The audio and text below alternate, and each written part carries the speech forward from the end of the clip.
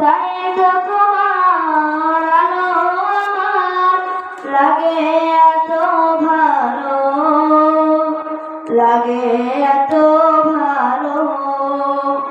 ওটা তোমার বসত বাড়ি যে আকাশের বুকে, সে আকাশ নীল হয়েছে তার বিরহে দুঃখে। ওটা তোমার বসত বাড়ি যে আকাশের বুকে, সে আকাশ নীল হয়েছে তার বিরহে দুঃখে। তার বিরহে অগ্নিদহন আমার মনে ঢালো, আল্লাহ আমার মনে ঢালো।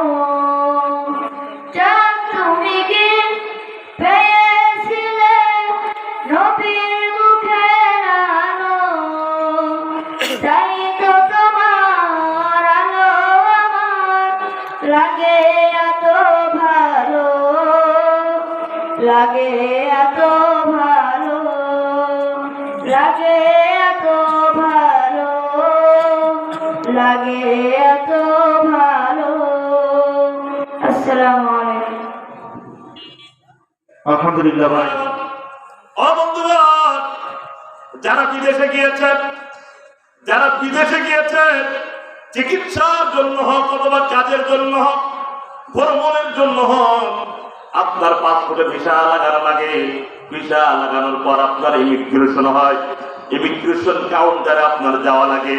ইমিগ্রেশন কাউন্টারে গ্লাসের সামনে আপনার পাসপোর্ট দেয়া লাগে। দেখবেন সেখানে ছোট ক্যামেরা থাকে, আপনাকে বলবে ক্যামেরার সামনে দাঁড়া।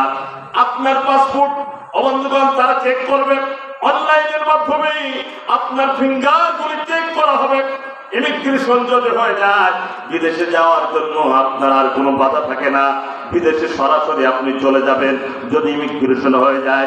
আল্লাহ রাব্বুল আলামিন নবী বলে, কোন মুমিন মুসলমান জান্নাতে যাওয়ার জন্য ইমিগ্রেশন যে চেক কাউন্টার যেখানে চেক হবে, সর্বপ্রথমে যেই ভিসা পাসপোর্ট চেক হবে তা হলো নামাজ নামক পাসপোর্ট আর ভিসা। কথা ঠিক নয়?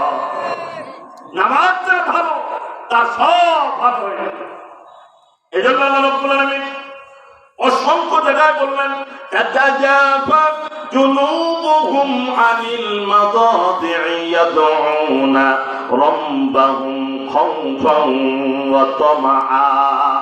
আল্লাহ রাব্বুল আলামিন বললেন, যারা আল্লাহ রাব্বুল আলামিনের নামাজের জন্য তাদের পিঠকে পার্শ্বকে বিছানা থেকে আলাদা করে দেয়, তার মানে নামাজের জন্য যারা দাঁড়িয়ে যায়, নামাজ যখন আদায় করে আল্লাহ রাব্বুল আলামিনের সামনে হাজিরা দেয়, আল্লাহ রাব্বুল আলামিন আল্লাহর ফেরেশতাদেরকে বলে, এ আমার ফেরেশতারা দেখ, আমার বান্দা আমি আল্লাহর ভয়ে জান্নাত পাওয়ার আশায়, জাহান্নাম থেকে মুক্তির আশায় কনকনে শীতের ভিতরে ফজরের নামাজ কাজা দেয় না।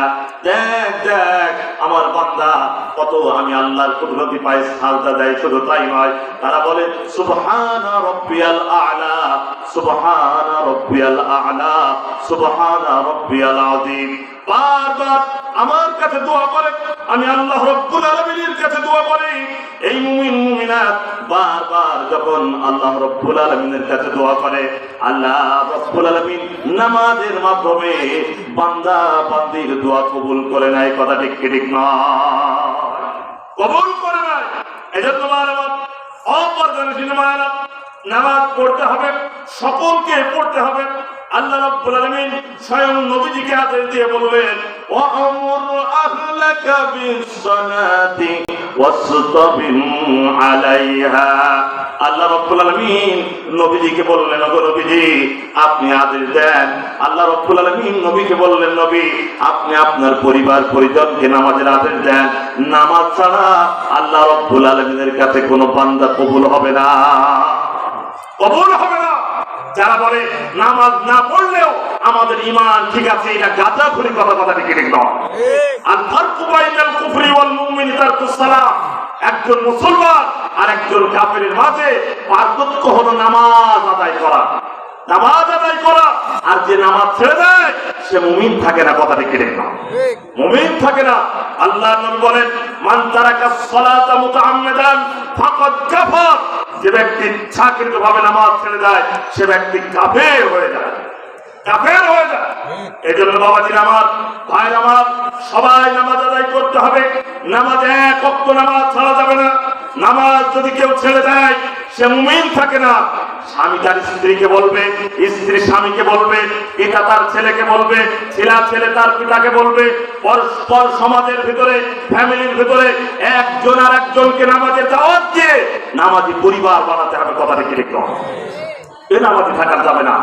স্ত্রীদেরকে বলতে হবে, যে স্ত্রী নামাজ পড়ে না, যে মা নামাজ পড়ে না, যে বোন নামাজ পড়ে না, স্বামী তার স্ত্রীকে নামাজের জন্য বলবে। একবার বলবে, দুইবার বলবে। নবীজির হাদিস এসেছে, তোমার স্ত্রীকে নামাজের জন্য তাগিদ দাও, চাপ দাও। যদি সে নামাজ না আদায় করে প্রয়োজনে বিছানা আলাদা করে দাও, প্রহার করো। তারপরও সে যদি না শোনে তাহলে তুমি তাকে ফায়ার করে দাও, গুলি করে দাও। গুলি করে মানে কি?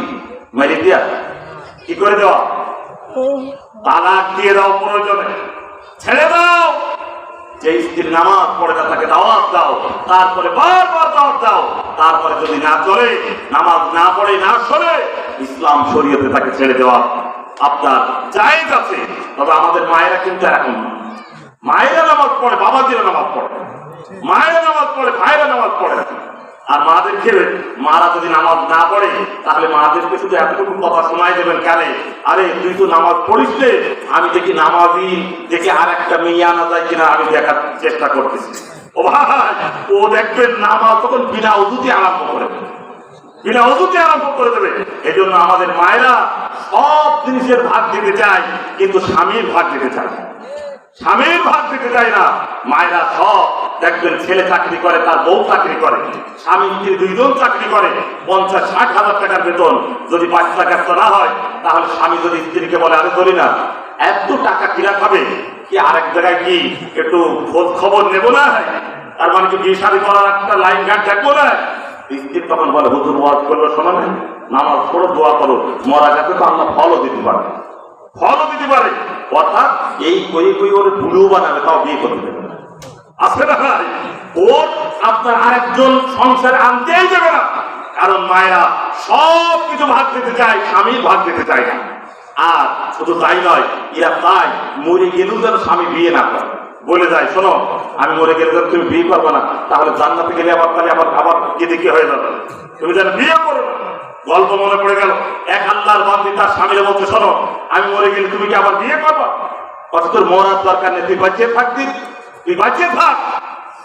ভাই, আল্লাহ খেলা, স্ত্রী মারা গিয়েছে, স্বামী যত খারাপই হোক না কেন, একটা ময়া মহব্বত ভালোবাসা থাকে কি থাকে না? প্রতিদিন জোহরে নামাজ পড়ে কবর জিয়ারত করে, কবর জিয়ারত করে। ভাই, কবর জিয়ারত করে। আর স্ত্রী বলে গেছে, শোনো তুমি বিয়ে করো, তবে কবরের মাটিটা কমপক্ষে শুকাতে দিবে, শুকানোর আগে তুমি বিয়ে করবে না।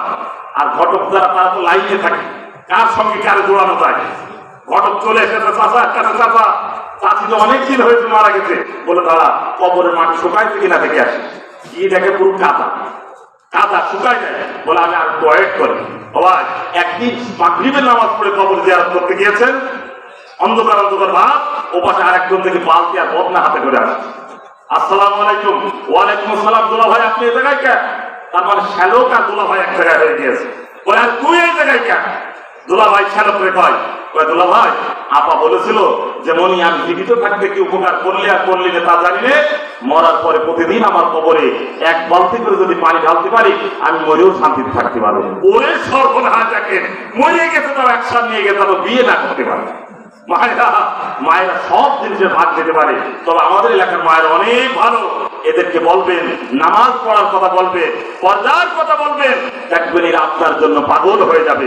কথাটি ঠিক নয়? তবে আমাদের অনেক দায়িত্ব আছে, স্ত্রীদেরকে ভালোবাসতে হবে, মহব্বত করতে হবে, আদর করতে হবে। কথাটি ঠিক নয়? বন্ধুগণ, মায়ের আমার নামাজ যারা পড়ে, পর্দার ভিতরে যারা থাকে, আল্লাহ কোরআন বলেন অকরুনা ফি বুয়ুতিকুন্না ওয়ালা তাবাররাজনা তাবাররুজাল জাহিলিয়াতিল উলা। আল্লাহ রাব্বুল আলামিন বলেন ও সমাজের নারীরা আইয়ামে জাহিলিয়াতের মতন চলো না, বেনামাজি আর বেপরদার সাথে তোমরা চলো না। ও ভাই, কিতাবের নাম হলো হুসনুল খাতেমা। তার ভিতরে লিখেছে অল্প বয়সের একটা মেয়ে দুনিয়ার থেকে মারা গেল, হুসনুল খাতেমা। মেয়ে মরে যাওয়ার সাথে সাথে মেয়ের মা পাগল হয়ে গেলেন, আল্লাহর কাছে বললেন ও আল্লাহ, গ্রামের কত মানুষ আছে, আমার মেয়েটা আল্লাহ রাব্বুল আলামিন তুমি তার হায়াত শেষ করে নিয়ে চলে গিয়েছো, আমার আপত্তি নাই। ও রাব্বুল আলামিন, আমি মেয়ে, আমার মেয়েকে তুমি নিয়ে গেছো, আমার কোনো আপত্তি নাই। আমি মা তোমার দরবারে ফরিয়াদ করে জানাই, আমার মেয়ের কবরটা যেন জান্নাতের বাগান বানিয়ে দিও। মা পাগল হয়ে যায়, আবার বেহুশ হয়ে যায়, আবার হুশ হয়, আবার বেহুশ হয়ে যায়।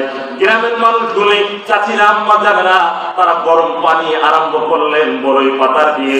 কেউ বা চলে গেলেন কাপড় কেনার জন্য, কেউ বা চলে গেলেন বাঁশ কাঠ ম্যানেজ করার জন্য, কেউ বা চলে গেলেন কবর খনন করার জন্য। পানি গরম হয়ে গেল, গোসল আরম্ভ করিয়ে দিলেন। মশারির ভিতরে হুসনুল খাতমা নামক গ্রন্থের ভিতরে লিখেছে ও বন্ধুগণ, মেয়ের গোসল আরম্ভ করিয়ানো হলো।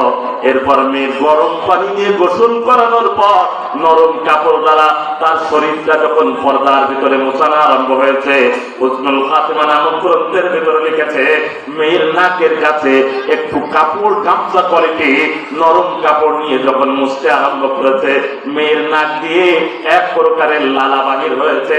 এই লালাটা এলাকা মিষ্টি আম্বারের থেকেও সুবিরান করে দিয়েছে। মানুষগুলি তারা বলতে লাগলো হিয়া মিনাল জান্নাত, হিয়া মিনাল জান্নাত। ও আম্মা জান, আর কেঁদো না, তোমার মেয়ে জান্নাতি, তোমার মেয়ে জান্নাতি। হুসনুল খাতেমা নামক গ্রন্থের ভিতর লিখেছে মা তখন হাওমাও করে কেঁদে বললেন, কি করে বুঝলে তোমার আমার মেয়ে জান্নাতি? বলে তুমি কি শোনো নাই, তুমি কি শোকো নাই, ঘিরান পাও নাই? এলাকা আতরে আর মিষ্টি আম্বরা ঘিরান আরম্ভ হয়ে গিয়েছে। আম্মা জান, আমরা জানতে চাই আপনার মেয়ে কি আমল করতো, এমন কি আমল করতো যার কারণে আল্লাহ রাব্বুল আলামিন মিষ্টি আম্বার আপনার মেয়ের নাক থেকে বাহির করে দিলেন। আল্লাহ ওলি যারা হয়, আল্লাহর প্রিয় যারা হয়, আল্লাহর মকবুল বান্দা যারা হয়, মাঝে মধ্যে আল্লাহ রাব্বুল আলামিন জান্নাতের নমুনা দেখিয়ে দেয়। বন্ধুরা, অপ্রিয় ভাইরা, একান্ত আপনজনেরা, মরহুম ফজলুল করিম পীর সাহেব চরকুনায় দুনিয়ার থেকে যেদিন বিদায় নিয়ে নিলেন, আকাশ বাতাস মেঘাচ্ছন্ন হয়ে গেল, আকাশ পর্যন্ত কেঁদে দিল। ভাইরা, লক্ষ লক্ষ মুরিদ আল্লাহ তাদের মনের একটা আশা ছিল হুজুরের জানাজায় আমরা অংশগ্রহণ করব। আল্লাহ রাব্বুল আলামিন তার হায়াতটাকে এমন দিনের ভিতরে নিয়েছে যখন আপনার বাৎসরিক মাহফিল আপনার আরম্ভ হয়েছে। কত আলেম, হক্কানি আলেম এই দুনিয়ার থেকে বিদায় নিল, হাজার হাজার লক্ষ লক্ষ মানুষ দুনিয়া থেকে তাদের জানাজায় অংশগ্রহণ করেছেন। আল্লাহ রাব্বুল আলামিন মাঝে মধ্যে জান্নাতের নমুনা দেখিয়ে দেন। ভাইরা, মেয়ের মাকে জিজ্ঞাসা করা হলো, মা তোমার মেয়ে জান্নাতে কি আমল করতো, আমরা জানতে চাই। মেয়ের মা বললেন, তোমরা আমার কাছে জিজ্ঞাসা করেছো আমার মেয়ের আমল সম্পর্কে, তবে শোনো, আমার মেয়ে যেদিন থেকে বুঝতে শিখেছে এই দিন পর্যন্ত, আজ থেকে আজ পর্যন্ত আমার মেয়ে কোনোদিন বেপরদায় চলে নাই। আমার মেয়ে কোনদিন ইচ্ছাকৃত নামাজ ছাড়ে নাই। আমার মেয়ে কোনদিন তার চেহারাটা পর পুরুষের সামনে দেখায় নাই। আমার মেয়ে সপ্তাহে বৃহস্পতিবার দিন আর সোমবার দিন রোজা রাখতো। এই কারণে হয়তো আল্লাহ রাব্বুল আলামিনের কাছে আমার মেয়ের আমলগুলি আল্লাহ পছন্দ করে নিয়েছেন। আল্লাহ রাব্বুল আলামিন বলেন, যারা নামাজ আদায় করে এটা হলো মুমিন মুসলমানের 2 নম্বর গুণ, আল্লাহর মকবুল বান্দার 2 নম্বর গুণ। আল্লাহ রাব্বুল আলামিন বলেন, ওয়া আনফাকু মিম্মা রাযাকনাহুম সিররাও ওয়া আলানিয়া। আর আল্লাহর মকবুল বান্দাদের ভালো মানুষের কোয়ালিটির ভিতরে 3 নম্বরে আল্লাহ বললেন যারা আল্লাহ রাহে তার সম্পদ থেকে ব্যয় করে, জোরে বলি মারহাবা। ওয়ানফাকু মিম্মা রাযাকনাহুম সিররা, গোপনে দান করে, প্রকাশ্যে দান করে। এটা ভাইরা আমার গভীর মনোযোগ দেন আমার দিকে। 1 নম্বর ভালো মানুষের গুণ, আল্লাহর ওলিয়া উলিয়াদের গুণের ভিতরে 1 নম্বর হলো কোরআন তেলাওয়াত করা, 2 নম্বর হলো নামাজ আদায় করা, 3 নম্বরে আল্লাহ রাব্বুল আলামিন কোরআন সূরা ফাতিরের ভিতরে আল্লাহ রাব্বুল আলামিন বললেন ওয়া আনফাকু মিম্মা রাযাকনাহুম। Thanks watching for video and subscribe, like, comment.